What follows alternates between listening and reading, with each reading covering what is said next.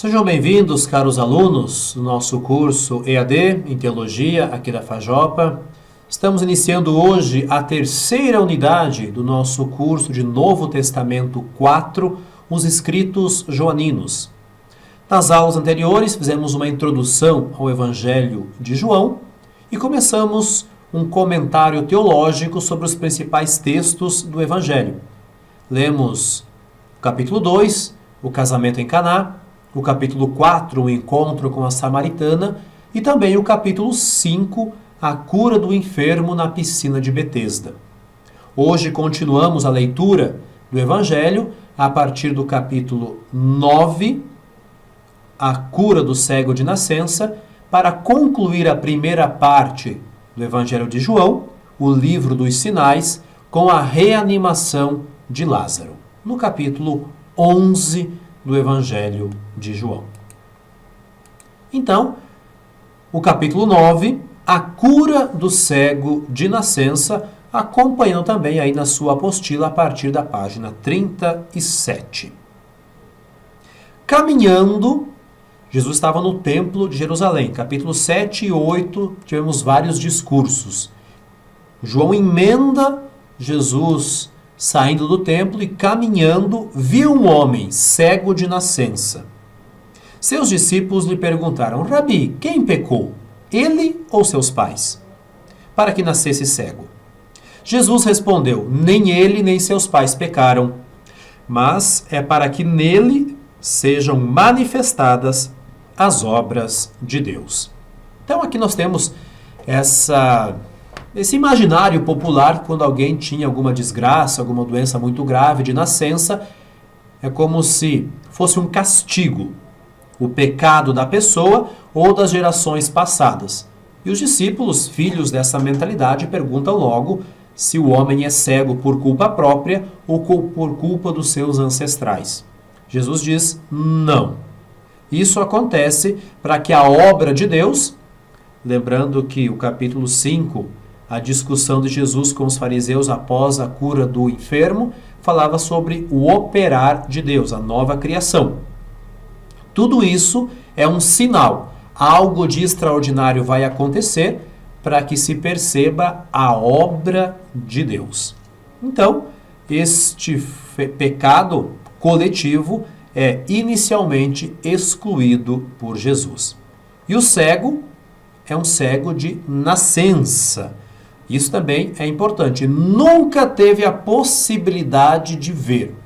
O encontro com Jesus transforma esse homem. Então, Jesus caminhando viu o homem, enquanto que o homem nunca viu nada na sua vida.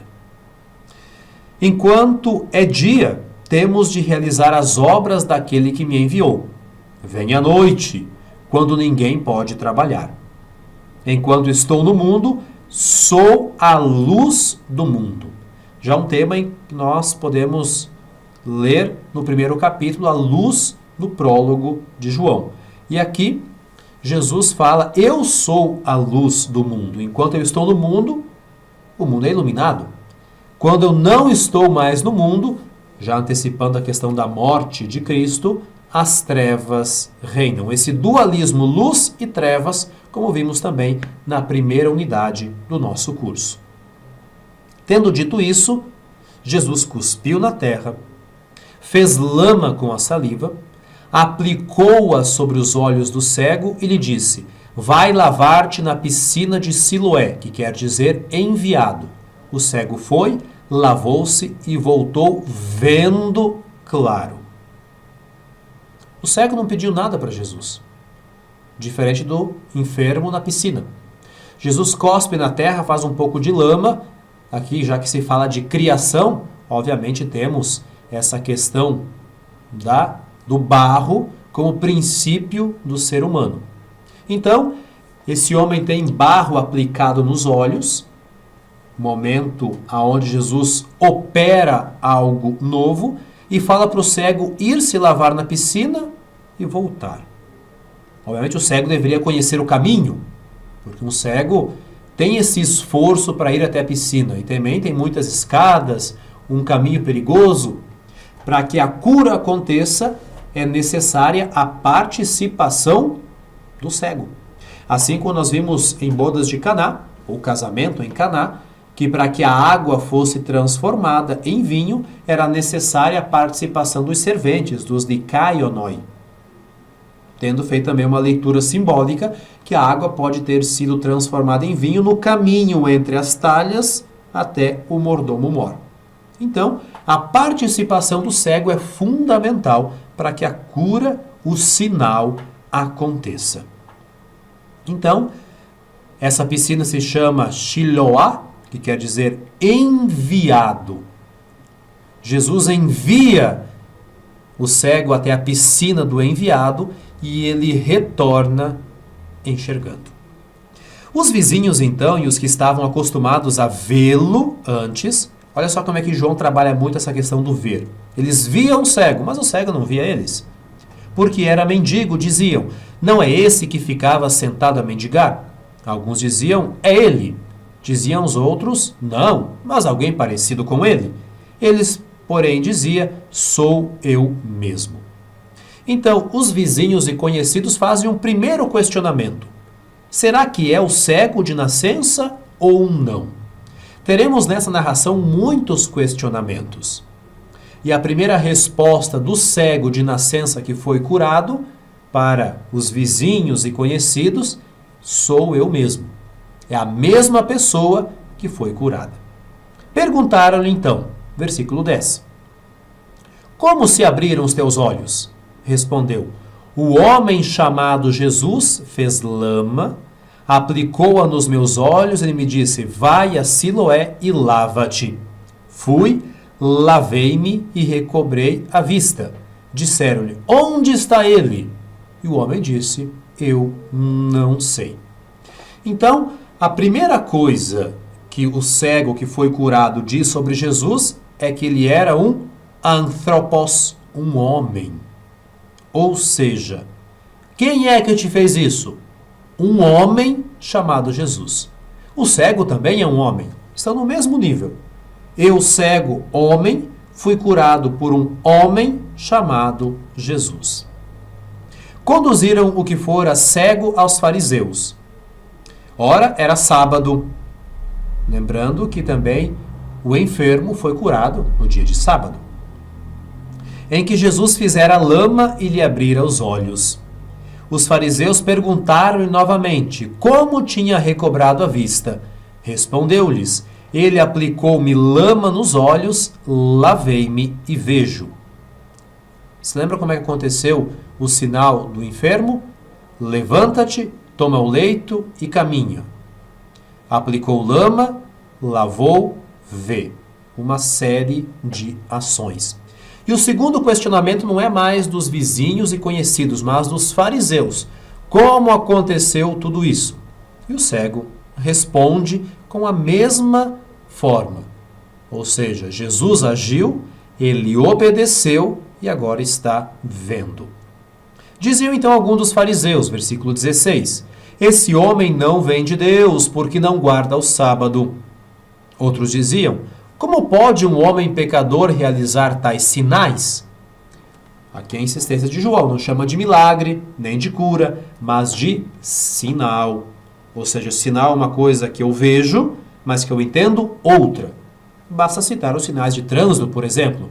Vemos uma placa, um sinal, e entendemos o que ela significa. E havia divisão entre eles, os fariseus. Então, o grupo dos fariseus está dividido sobre a questão de Jesus. Aqui nós vemos como que o evangelho foi escrito no final do primeiro século. Depois da destruição de Jerusalém, no ano 70, por parte dos romanos, os saduceus praticamente desapareceram, os sacerdotes. Os zelotas, que eram aqueles mais preocupados numa intervenção militar, também. Os essênios, que estavam em Qumran, no deserto, também desapareceram. O único grupo dos judeus que permaneceu após a destruição de Jerusalém foram os fariseus. Por isso que aqui João não cita os judeus, mas cita fariseus. Depois do ano 70, os fariseus começaram a reorganizar o judaísmo. E lá pelo ano 90, mais ou menos, numa cidadezinha perto do litoral, chamada Jâmnia, eles fizeram uma reunião e colocaram alguns elementos que, para que alguém fosse considerado judeu, era necessário obedecer aquilo. Quem não obedecesse aqueles elementos não era considerado mais um judeu. E é aqui que os cristãos são praticamente expulsos do judaísmo, porque muitos que tinham aceitado Jesus como Messias continuavam tranquilamente como judeus. Não viam problema em ir para o templo, ir para a sinagoga, mas reconheciam Jesus como Messias. Já os fariseus que sobraram em Jâmnia colocam não. Quem aceita Jesus não pode ser judeu. Esse homem não era o Messias. Por isso que o Evangelho de João, o quarto Evangelho, cita aqui uma divisão entre os fariseus. Porque muitos fariseus tinham aceitado Jesus como Messias e não tinha concordância entre eles. Então, continuando, no versículo 17. De novo disseram ao cego: que dizes de quem te abriu os olhos? Ele respondeu: é um profeta. Profetes. Primeiro, o cego disse: Jesus é um homem. Está no mesmo nível. Agora, o cego que foi curado eleva Jesus. Não é mais simplesmente um homem. É um profeta, um enviado de Deus, alguém que tem uma mensagem. Ou seja, nós vemos aqui um crescimento na fé daquele que foi curado. E surge depois o terceiro questionamento. Versículo 18. Os judeus, agora não são mais os fariseus, fechou aquela parênteses sobre quem não aceitava Jesus como Messias. Não creram que ele fora cego enquanto não chamaram os pais deste que tinha recuperado a visão. E perguntaram-lhes: este é o vosso filho, que dizeis ter nascido cego? Como é que ele agora vê? Seus pais então responderam: sabemos que este é nosso filho que nasceu cego. Mas como agora ele vê, não o sabemos. Ou quem lhe abriu os olhos, não sabemos. Os pais do que tinha sido cego permanecem no judaísmo. Não aceitam Jesus como Messias. Não sabemos quem é este homem. Interrogai-o. Ele tem idade, é responsável pelos seus atos. Ele mesmo se explicará. Então, o terceiro questionamento é feito agora para os pais. Ou seja, você se conhece esse homem desde o início. O que aconteceu com ele? E os pais respondem: não sabemos. A nossa capacidade humana não compreende o que aconteceu. Versículo 22, muito importante para aquilo que eu disse antes. Seus pais assim disseram por medo dos judeus, pois os judeus já tinham combinado, em Jâmnia, lá pelo ano 90, que se alguém reconhecesse Jesus como Messias, o Cristo, seria expulso da sinagoga. Por isso seus pais disseram: ele já tem idade, interrogai-o. Na época que aconteceu a cura desse homem, este sinal, obviamente ninguém era expulso da sinagoga. Nós temos os exemplos de Paulo, que vai nas sinagogas pregar Jesus como Messias em várias cidades por onde passou.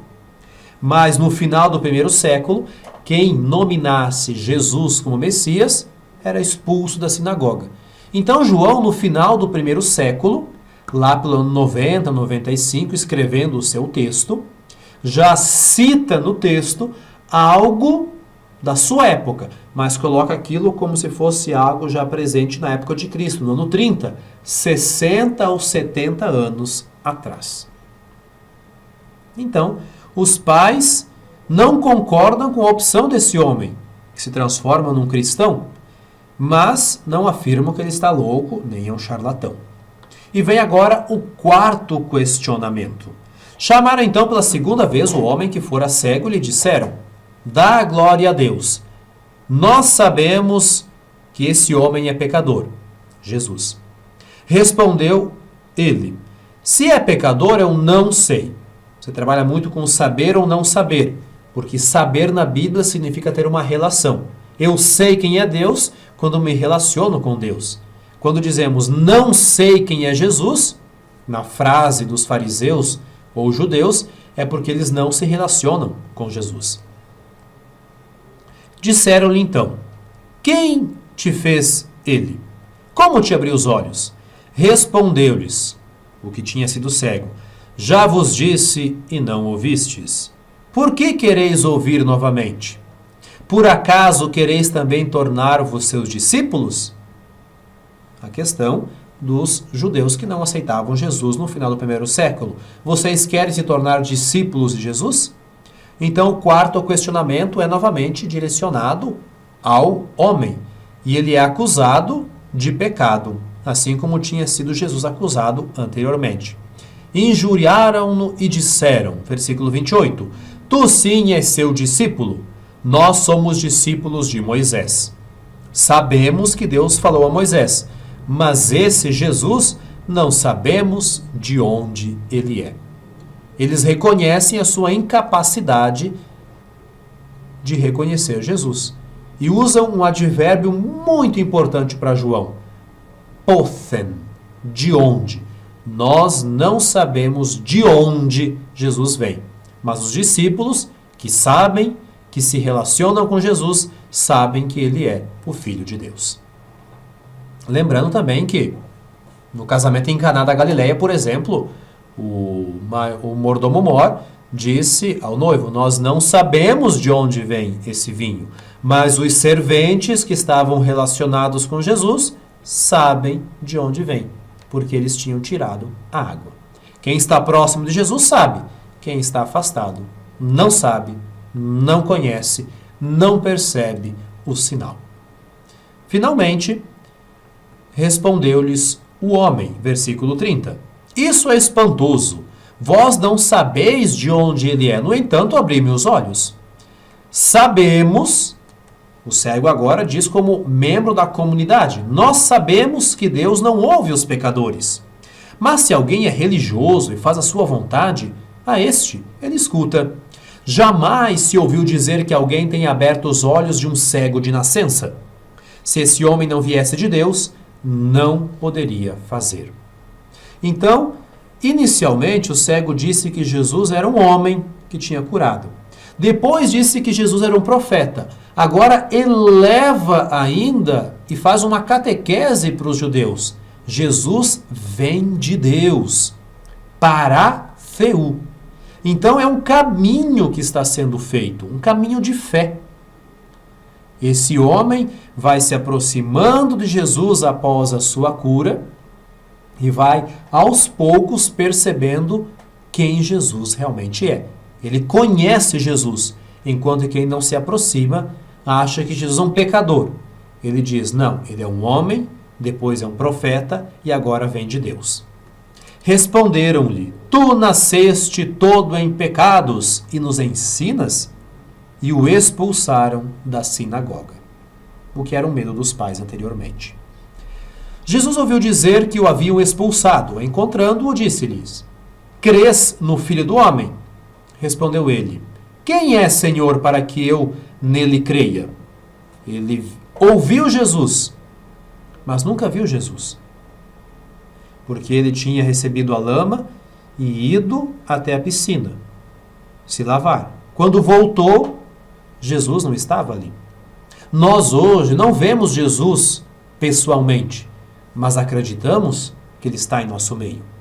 Por isso que esse homem que tem certeza da presença e da existência de Jesus, nesse caminho de fé, que cada cristão é convidado a fazer, vai depois, no fim, ter um encontro com Cristo.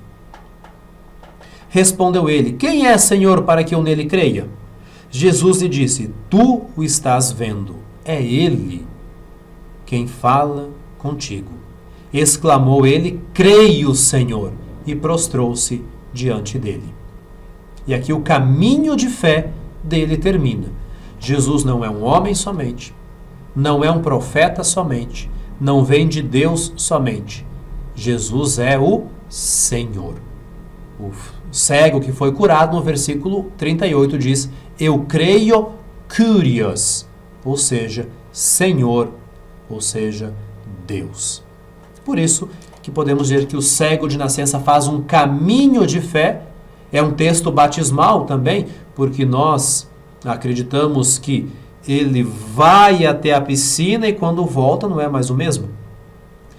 Aquele que não recebe o batismo é como se fosse um cego, que quando retorna tem um encontro com Jesus, com a comunidade, mesmo correndo o risco de ser expulso da sinagoga, como aconteceu realmente com muitos membros da comunidade de João.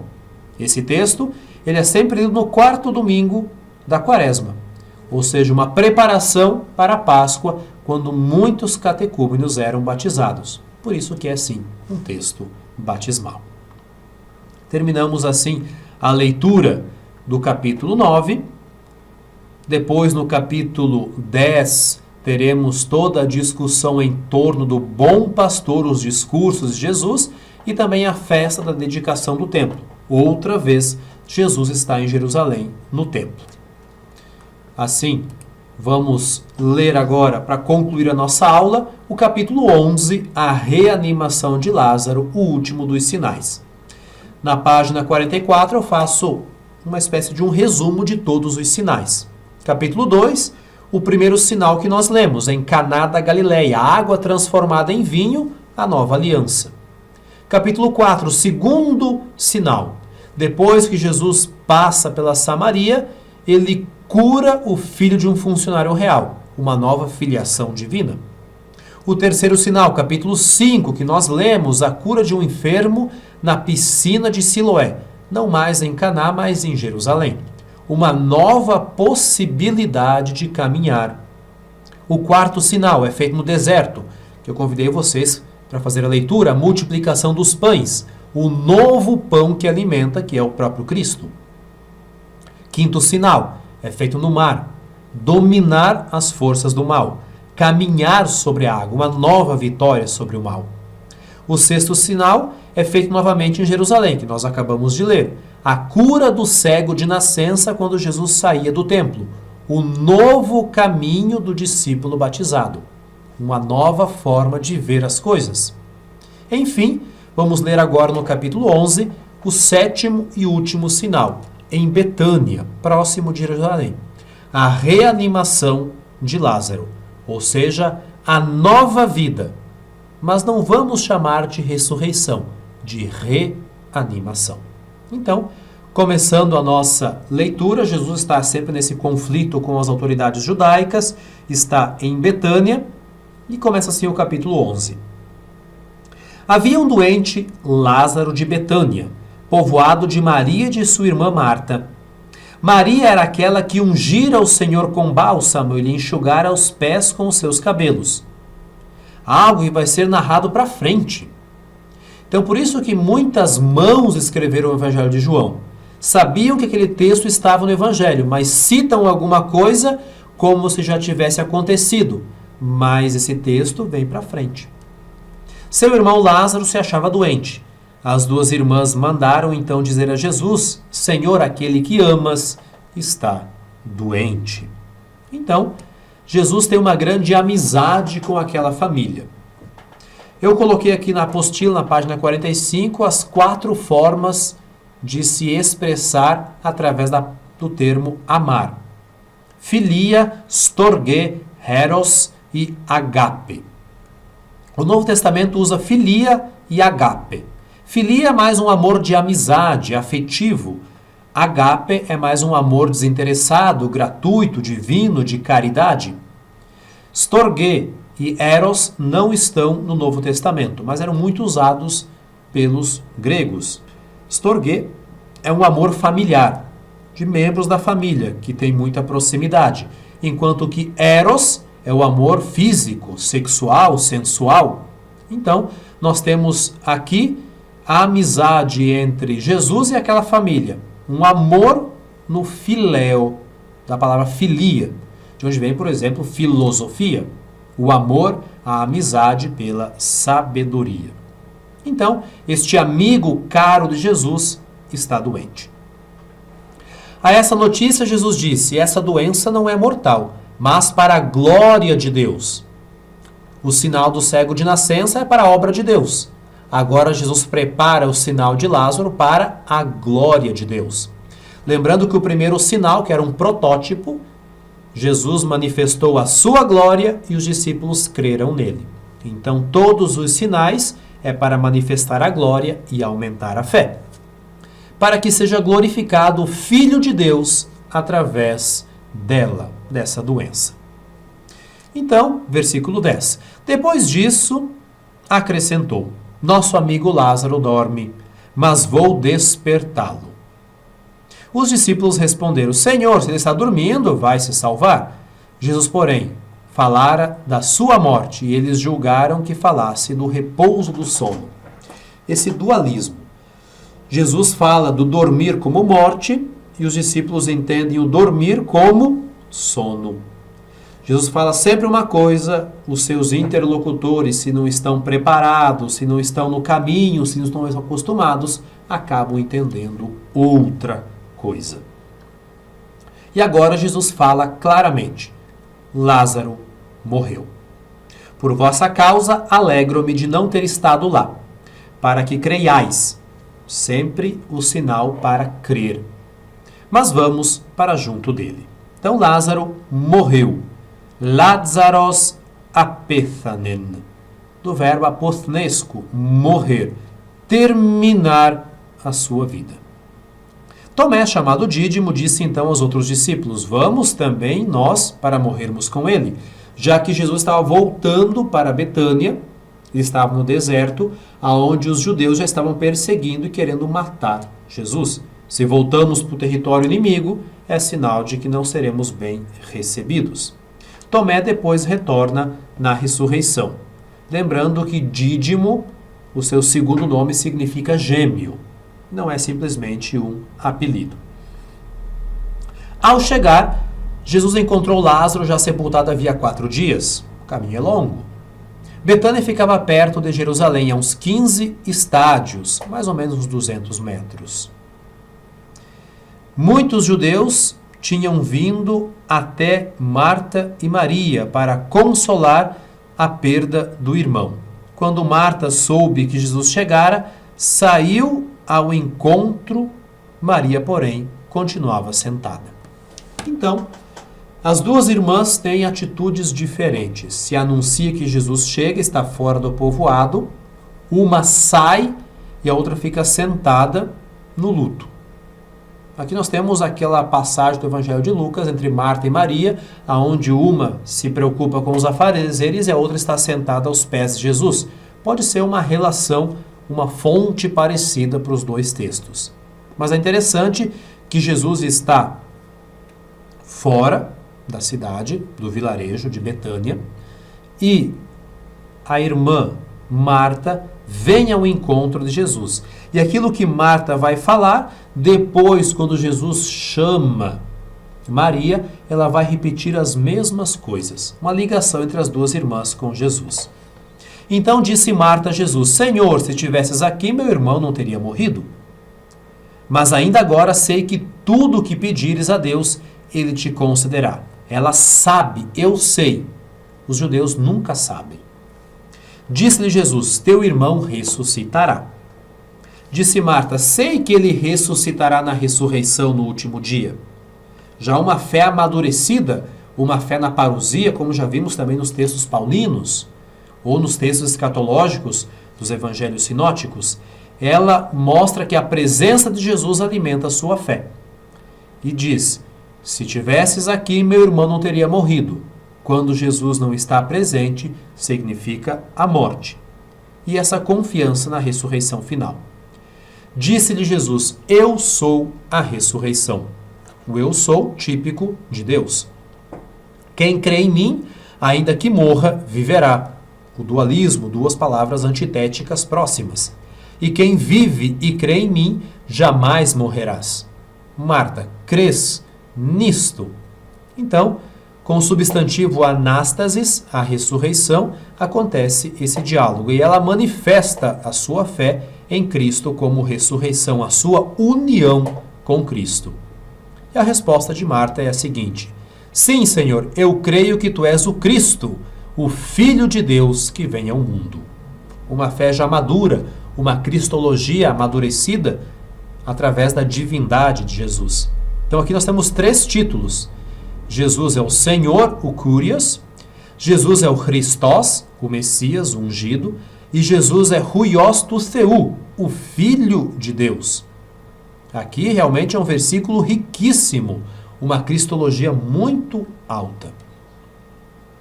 Tendo dito isto, afastou-se e chamou a sua irmã Maria.